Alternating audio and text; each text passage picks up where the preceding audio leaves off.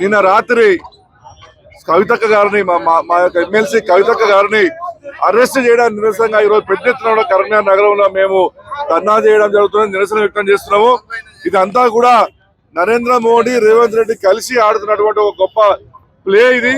వాళ్ళు కావాలనే ఉద్దేశంతో కేసీఆర్ గారిని ఒక మానసికంగా వేధించడానికి కోసము, టిఆర్ఎస్ పార్టీ శ్రేణులను భయపడేయడానికి కోసము ఇద్దరు ఒకటై ఈ రోజు కవితక్క గారిని అరెస్ట్ చేయడం జరిగిన సంగతి మేము తెలియజేస్తున్నాము. దీన్ని టిఆర్ఎస్ పార్టీ చాలా తీవ్రంగా ఖండిస్తుంది. సుప్రీంకోర్టులో కేసు పెండింగ్ ఉండగా ఎన్నిసార్లు నోటీస్ ఇచ్చినా కూడా క్రమాలు తప్పకుండా క్రమశిక్షణ గల ఒక వ్యక్తిగా తను ఈడీ ఆఫీస్ లోకి పోయి ఏదంటే అది సమర్పించి, ఫోన్ సమర్పించింది, పేపర్ సమర్పించింది, అన్నిటికీ కూడా హాజరైనప్పటికీ కూడా నిన్న రాత్రి అక్రమంగా ఎటువంటి వారెంట్ లేకుండా వచ్చి అరెస్ట్ చేసినంటే ఇది ఇందులో రాజకీయ కోణం ఉందని చెప్పి గమనించాలి. మొన్న ప్రధానమంత్రి నరేంద్ర మోడీ హైదరాబాద్ వచ్చినప్పుడే మేరా బడా బాయ్ అని ఎప్పుడైతే అన్నాడో అప్పుడే రేవంత్ రెడ్డి భారతీయ జనతా పార్టీ చర్చస్ కి వెళ్ళిపోయాడు.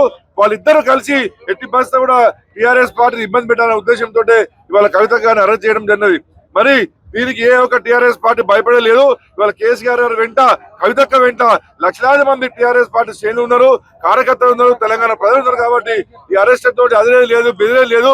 ఇటువంటివి అనేకమైన అనుమానాలు, ఇటువంటి అవమానాలు 2001 నుంచి టిఆర్ఎస్ పార్టీ ఎన్నో అవమానాలు భరించినప్పుడు కూడా తెలంగాణ రాష్ట్ర సమితి కార్యకర్తలు, తెలంగాణ ప్రజలతోటి ఈ పార్టీ ముందుకు పోయింది. మేము భయపడే లేదు.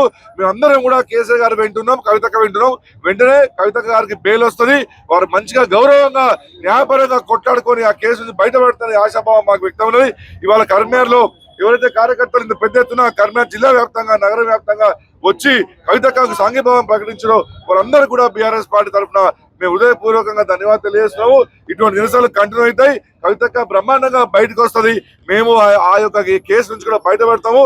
చెప్పు దెబ్బతోటి ఈ యొక్క ప్రభుత్వాలకు మేము జవాబు చెప్పబోతున్నాం.